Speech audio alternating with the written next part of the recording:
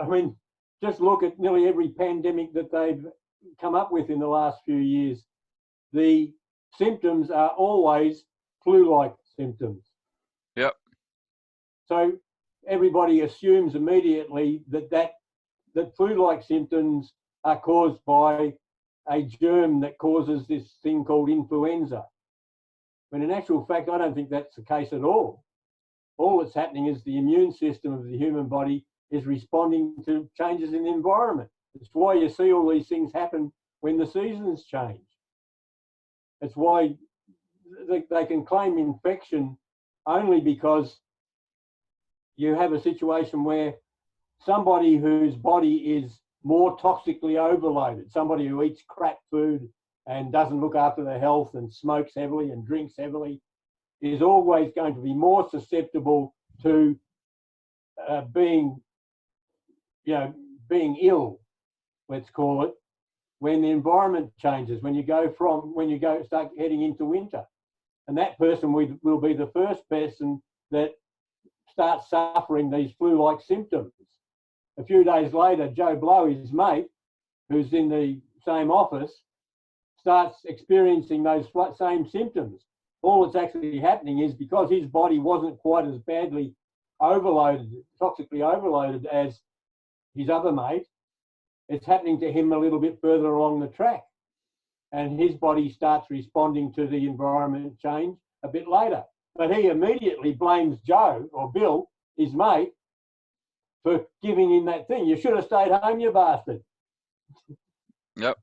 I've caught this sickness off you. I don't think it's. I think this whole story of infection, in terms of viruses, is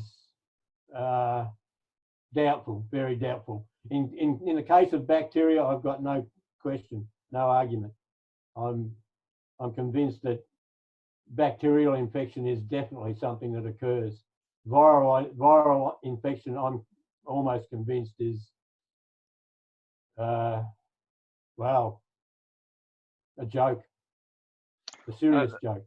And just to make sure people are not misunderstanding what we're saying, I think it's well known for everybody that having good hygiene is a way of stopping the spread of various infections, right? Especially the bacterial ones. Oh, but what we're saying is that, or we're inquiring into exactly how is this virus supposed to work, because there, and you've just offered one up, there are alternative explanations, i.e.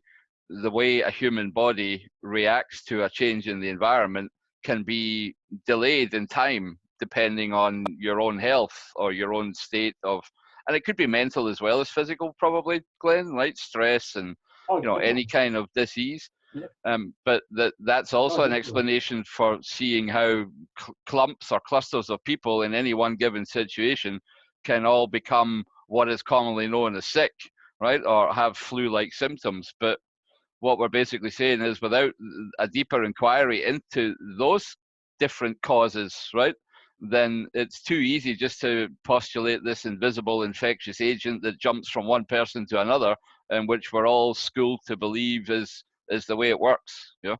So yeah, I probably shouldn't be making any definite claims, and I don't think I really am. I'm basically saying I have serious questions about what I've been told and what's going on. I have serious questions.